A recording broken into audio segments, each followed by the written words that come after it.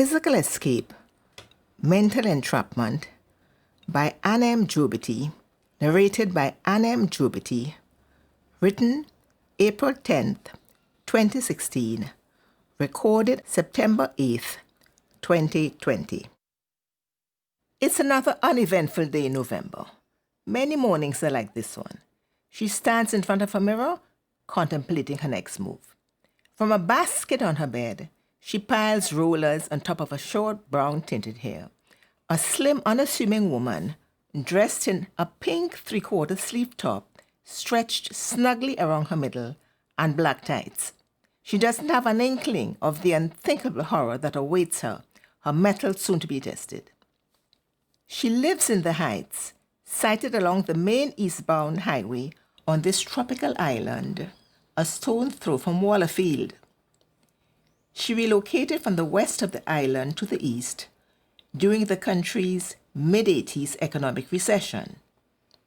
During the 70s, money flowed like water into the country due to OPEC's embargo and increase in the price of oil. In the suburbs, construction boomed, and land limitations gave rise to a spate of condos, with inflation skyrocketing properties beyond the pockets of many. Single-unit housing schemes east of the capital catered to middle-income young families more so than restricted apartment abodes. The sales clincher, 5,000 plus square feet of land to lure those for whom land ownership, leased or otherwise, was a prized asset. This led to mass eastward migration. Upon moving east, she was greeted by an unwelcome starkness, a landscape barren, bereft of even a blade of grass, stripped of fertile cover in housing development. Rolling verdant mountain peaks of the northern range in the backdrop showcased the season and soothed the soul. In earlier months of sparse rainfall, these peaks turned light dusty brown, oftentimes in hues of yellow and scorched orange, other times ascending in puffs of grey and black. She, like other residents, added greenery later. She purchased in the Heights for reasons aside from the sheer knavery of central air conditioning, the putrid, intolerable stench in the air, but that's another story. Our suite and guest bathrooms with bathtubs and wallpaper decor lent charm, flair, and splash to basically a prefabricated 3-bedroom starter home. Soon after moving in, she came to grips with the other painful realities. She lives on the northern boundary and constructed a 6-foot brick wall to separate her property from adjoining state lands. Many times, navigating her way home through the maze of pastel-hue tedious sameness, she reversed gears and asked, "How do I get to Pomegranate Avenue?" A cable man came to do some repair work. He balanced a ladder on a pole in front of a house and climbed up. "Lady," he said, "if you see the mess at the back there with squatters." Squatters, a juxtaposition, a common landscape feature on the island, posing risks to residential communities. The landless, dispossessed, migrants from smaller Caribbean islands who arrived in droves during the boom years, appropriating space, and offspring too among the thieves, vermin, and vandals. She saw all around despairing, depressing scenes of the bust that followed the boom, and with trepidation, though she couldn't quite tell when, evidence of vandalism, midnight marauders, abandoned properties reduced to empty shells. After 2+ decades of recovery, improved homes, fresh coats of paint are scoped out for robbery. To allay security concerns, the community police frequently drive around the neighborhood with loudspeakers blaring. "Residents, be on your guard, be vigilant. Criminals, bandits are lurking around, ready to pounce at the first opportunity. Their latest scheme, impersonating employees of the electricity company." Drawing the bay window curtains aside, she sees the large black water storage tank mounted on a concrete platform. a common sight in backyards because 24/7 portable supplies are a rarity. Moss around the filter of that tank, she says aloud to herself. It's time for a change. Slipping on a pair of rubber slippers, she picks up her house keys and walks along the narrow corridor leading to the front of her house. She unlocks the security gate of her living room, then front door, and steps out into the garage. Then she relocks the front door. Can't take any chances these days, she says, instinctively glancing around, half expecting to see an intruder behind her. With quick steps, she reaches the back of her house and tries to unscrew the filter cap. Too tight, she groans, and it dawns on her that she might get some help. That plumber passed this morning on his way to a job down the street. He might still be there. With long strides, she returns to the front and checks again that the front door is securely locked. This season, one has to be so careful, she says grumpily. Bandits looking for money too. She then checks her vehicle, walks towards the gate and unbolts it. Just a short distance down the street. I'll be returning shortly. Now let's go find that plumber. In this quiet, far-flung locality, weekday commutes into Port of Spain are an unimaginable, harrowing experience.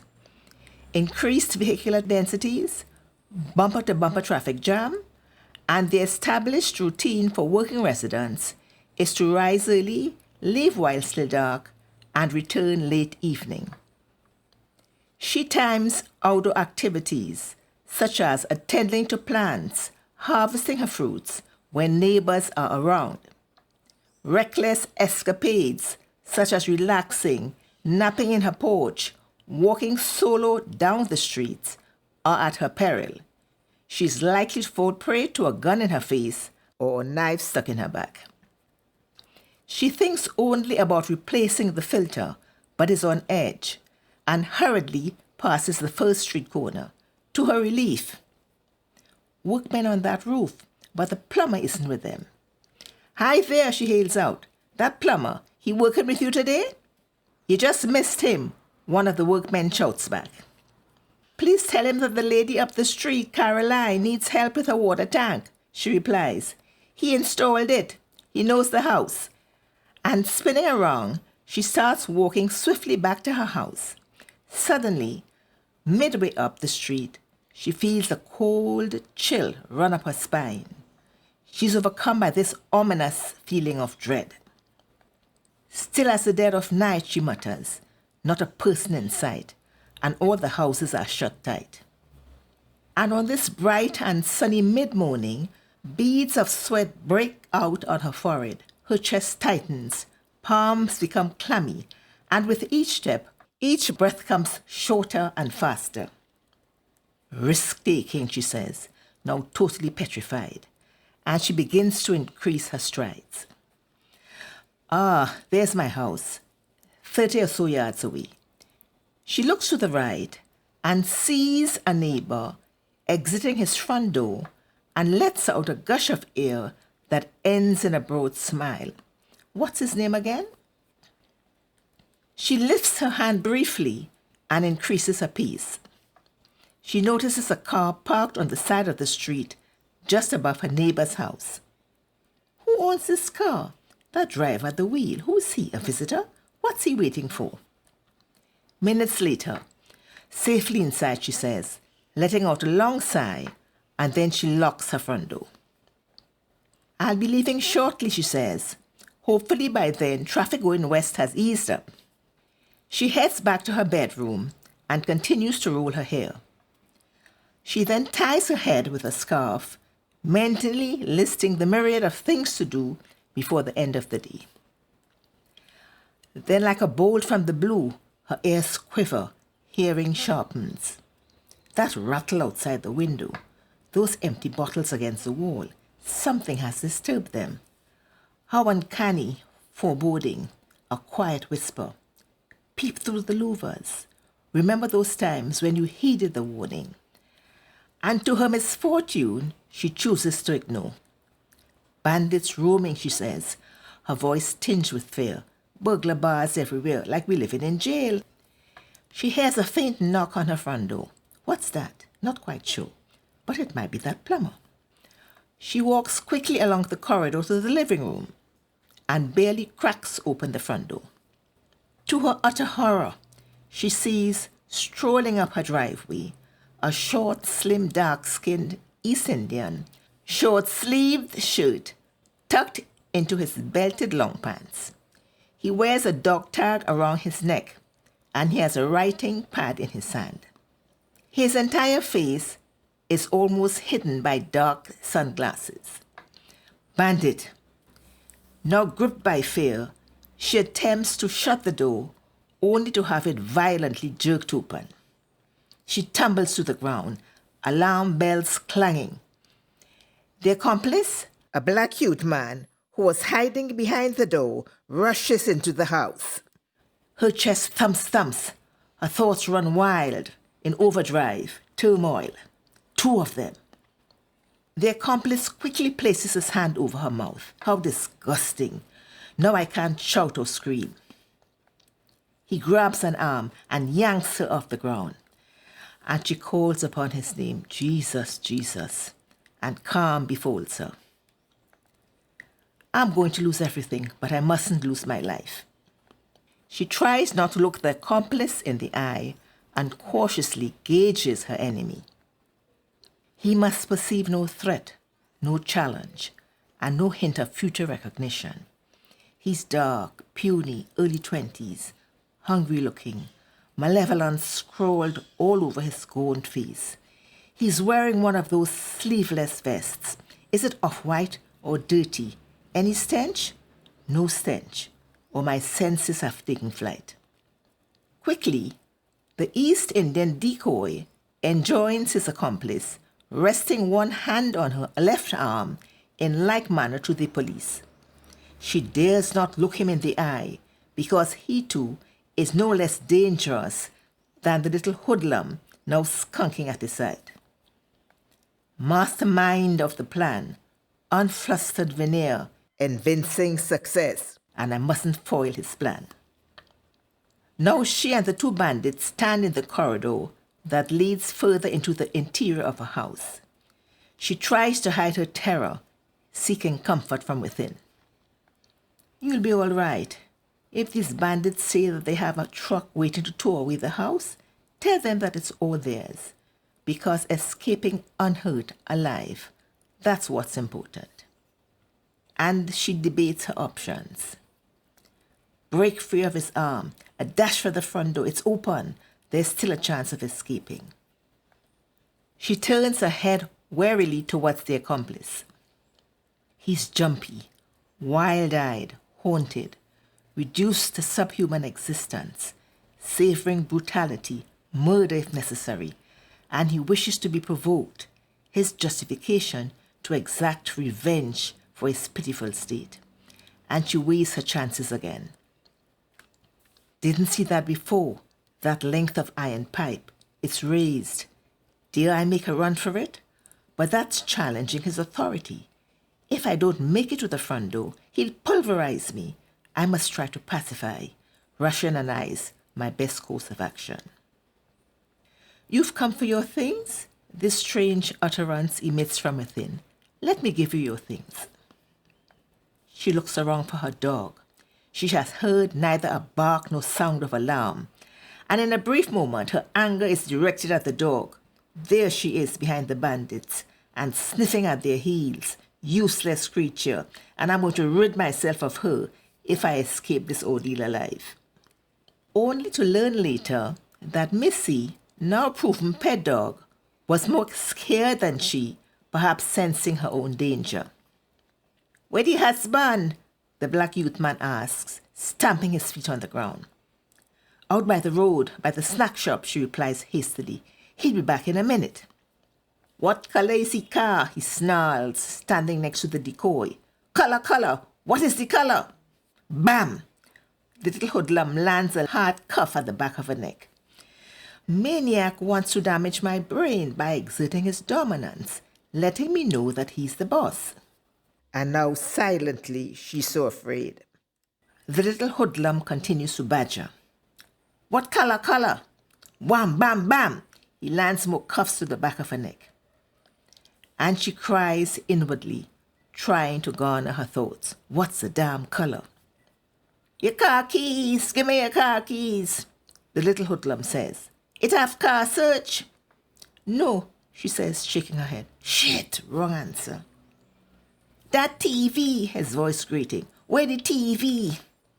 And he turns his back with strides equal to his stunted skeletal calves, jutting from under tattered three-quarter jeans, dropping around his hip.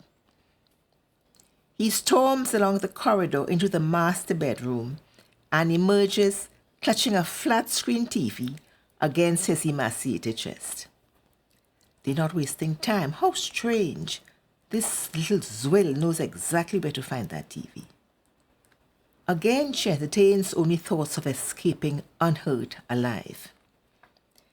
They must put on a good walk or they'll be merciless, a wasted run, and ready to inflict damage to me and my property. She makes a quick sideways eye turn. He's drug-crazed, fired up, untamed, trying to push the right buttons. Appease. Now the decoy, still with hand on her arm, follows his accomplice along the corridor towards her bedroom. The three of them are at the doorway of her study. The little hoodlum sees the laptop on the desk.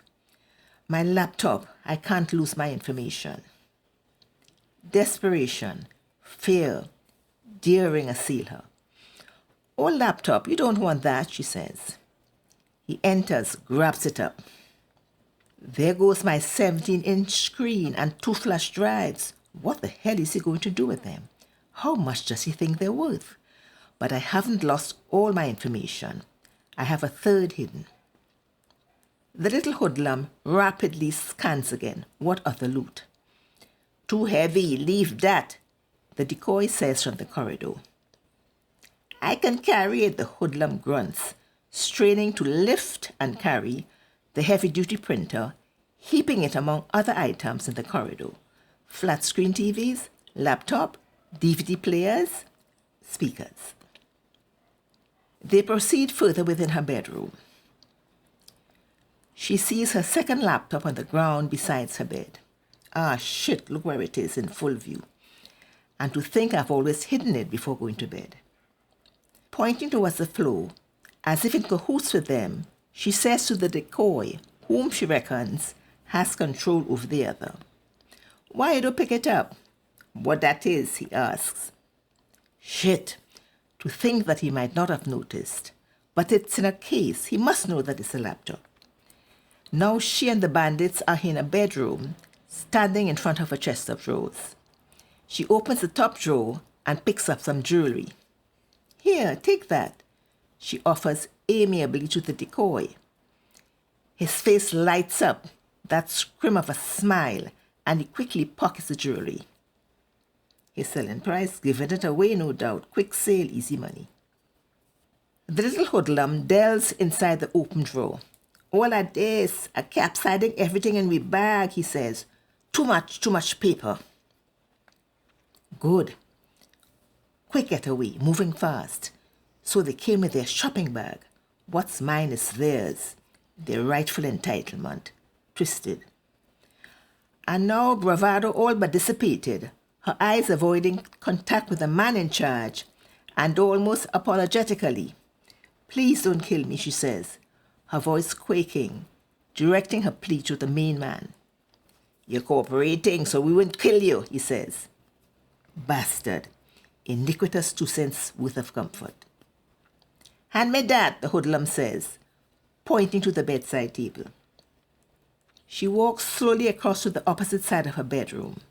She's now separated from the 2 bandits by her bed, and bending slightly to reach for her blow dryer, she discerns, barely perceptible, a flicker of their eyelids. They thought I was picking up a weapon, a gun, shit. If only I had taken up that offer on that last job, blasted them to smithereens, victor not victim. But what if? Horror upon horror. I wasn't quick on the draw, and the gun turned against me. Now with shoulders drooped and head bent, the dejected prisoner walks back across to where the two bandits are standing and hands them the blow dryer and bargains. "You can get money for that, you know," she says, convinced that this is the end. "This is to tie you up," the little hoodlum says, and cutting off the electric cord of the blow dryer, he ties her hands behind her back, rips the scarf from off her head, and wraps it tightly across her mouth. Now I'm totally decommissioned. She sees him jumping, prancing, a knife in his hand. Where did that come from? His unspoken tone for any show of resistance. He would spare me no mercy, ready to stab at the slightest provocation. The little hoodlum, in his search for more loot, heads back across the room towards her bedside table. Her heart pumps. Lord, I can't have him open that drawer. He'll find that last flash drive. My information would all be lost. Fear overridden, she shakes her head. Nothing there, she muffles through the gag. He turns around. Ah, she smothers a quick breath. Bastards believed. I've been truthful, cooperating. Didn't they say that they'll spare me? Depraved, demented. Where the other jewelry, the little hoodlum says threateningly. If you're hiding it and we find it, we go kill you. I'm gagged. How can I speak? Quickly she calculates. These criminals must not open any more drawers or run their filthy fingers through my things, because they'll find other jewelry and think that I've not been fully cooperating. She nods her head in the direction of a built-in wardrobe. It's open. The little hoodlum pokes around and finds a steel case. He drops it into his bag. Now the three are returning along the corridor. They pass the second bedroom. Her heart skips a beat. A third bandit. This one tall, dark, gluttonous looking. It's inconceivable. Where did he come from? Dirty yard clothes, barefoot. She shudders inwardly, dreading the worst. Tall and gluttonous is rummaging through her papers. What's he searching for? What horror? My initial dash to freedom would have been thwarted, accosted at the gate. Where the deed for the house? Tall and gluttonous asks fatuously. What the dickens for, damn illiterates. Slim chance of recognizing my house deed, though staring them in the face. In the bank, she muffles. Any jewelry in the kitchen? The decoy tosses out nonchalantly. And she's led into the kitchen, his hand on her arm, the man in control. No, she replies.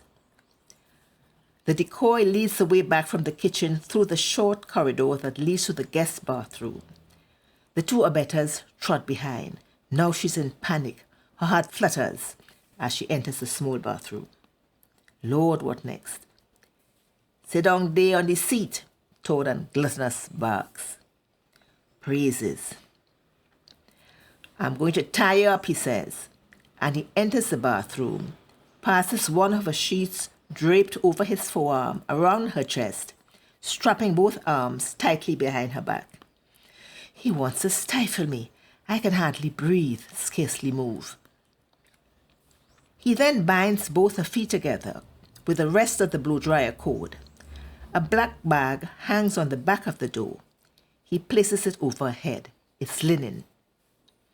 I can see through. Mark them, damn bandits. They are now standing at the door of the bathroom, peering in at her.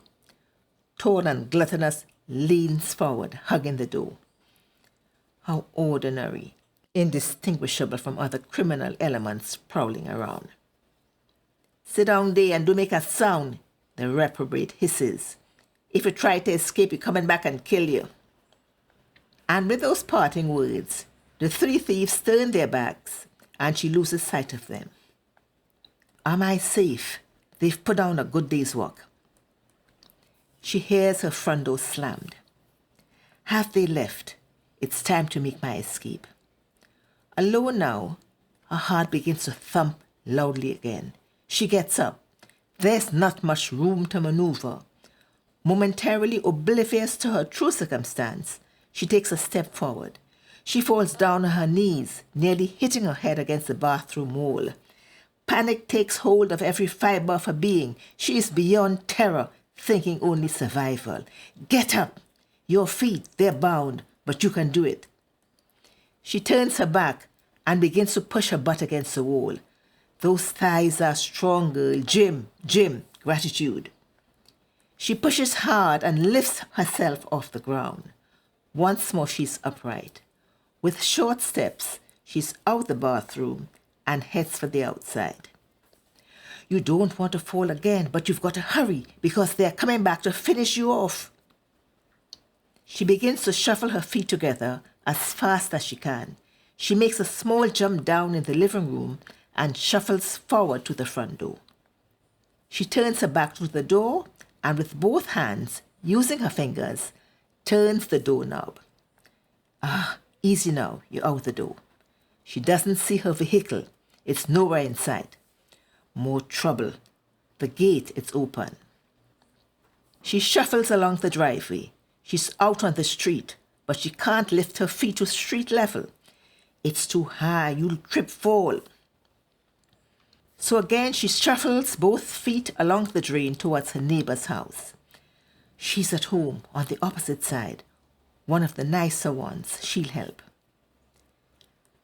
And she begins as loudly as she can. Caroline, what happened? Neighbor June shouts, running towards her, and she quickly removes the bag from over Caroline's head. This sheet around your chest, this gag over your mouth, how you're breathing, who tie you up, she says, and unbinds Caroline. And next door neighbor, Paula, among the most civil, she too rushes out. What happened? Bandits, is all that she can muster before descending into a torrent of tears. She's alive, unhurt, and is led back into the house. We should call the husband, one of the wives says as they enter. What's his number? And she dials. He's on his way, but it will take him about 2 hours to get here. The commotion attracts neighbor, what's his name, from down the street. I can't believe all this is happening right under my nose. And I saw this man at the wheel of this car parked near to my house, but I didn't recognize him. He dials the police. They say that they'll be right over. Where is the community police post? A 5-minute drive away. Such quick response is hardly an indictment in terms of responsible community policing, even less to impugn anything untoward in terms of hardware and manpower constraints, a number of incidents occurring during the season, where quick police response dictates the difference between apprehension, prosecution, versus a quick getaway and freedom to strike again. 3 police officers arrive about 30 to 40 minutes after. Give us a description of the bandits, the supervisor says, as he sits down, pulls out his notepad, poised to scribble. Caroline can think of nothing distinctive to recall in any one of the bandits. We'll need a list of the stolen items and their estimated value, he continues. What's the model of your vehicle? Caroline provides a description of her Jeep, lists stolen items, and the estimated value. Their pupils dilate wide. What about fingerprints, she asks, on the front door? We don't have that kind of equipment or expertise for this type of door, the officer replies. What type of evidence are you collecting then, she asks, in the event of capture? There's no response. You shouldn't have handed over the hidden jewelry, the female officer advises. Yes, smartass, don't give them nothing. They are going to return, the scribe's consolation. Now she sinks into the pit of despair. It's time to relocate. The 3 law enforcement officers rise to leave, having executed their duty, and the supervisor assures her as they depart. We'll do our investigation and provide feedback. Another home invasion, Another vehicle stolen in broad daylight. The policemen have responded to a robbery. The victim has been questioned, the incident recorded, and it is to be investigated and feedback is awaited. She's on a flight out of imminent peril, and in the ensuing recovery period, she's alive, unhurt, grateful. But lying in the dark, staring at the ceiling, tumultuous thoughts of what if swirl around in her head. The recurring horror of a narrow escape. What if I had that gun, and in that split second, I had reached for my gun and cut the bastards down, executed justice, emerged victor.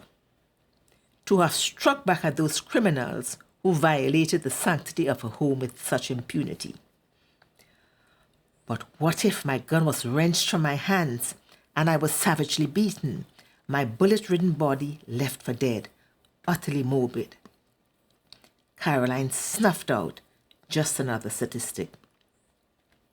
Night after night she covered slumber, obliviousness, unable to tame the cacophony of noise thundering in her head or temper the incessant replays. Later, after her brief sojourn, her complacency all but shattered, she again sees that plumber on his way to a job site. "You know anyone who fits this description?" she asks. "A black youth man, small, scrawny, with bulging eyes." "Sound like that youth man living alone in that abandoned house in the squatter settlement," the plumber replies. "He was in jail for rape, he on drugs, and always carries a gun in his pocket. The police looking for him." A close call, even more frightful proposition, near-death experience, a narrow escape. "Auntie, your belly too fat, that's why they didn't rape you." "And this tall black youth man, an accomplice?" she asks. "No word yet." She inquires further. The decoy is Indian, and she describes him. "Oh, everybody know him," the plumber says. "But his mother say that he not involved in anything criminal." The usual chorus, "Good boy." Even later, the plumber reports, "The police shoot 2 of them dead in the settlement."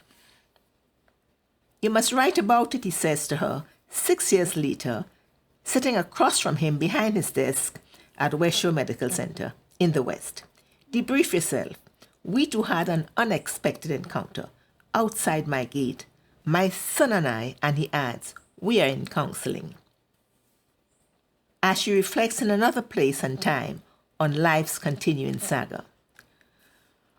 Perfidious friends, perverse delight though fleeting, who's to judge whether it stems from those drowning in their own sorrow, finding solace only in the misfortunes of others? Why in such communities, bad news fly faster on the wind than good ones, Caroline bemoans past era based on a common accord of brotherly love, true friendships, not pitiless malice and spite. Is it that in cultures of brutish evolution, apathy to the suffering of others becomes so innate, some thirsting for blood, regardless of how heinous a crime? Can parallels be drawn between mindless opportunists to ravage, to rip apart easy targets, banditry their chosen design, and vultures strutting about, warped, dysfunctional, misogynistic, reviling, violent at the slightest trigger, beastly descent, kicking, punching, swiping with a blade, setting ablaze, wielding the gun, consumed by a sickening desire, catharsis?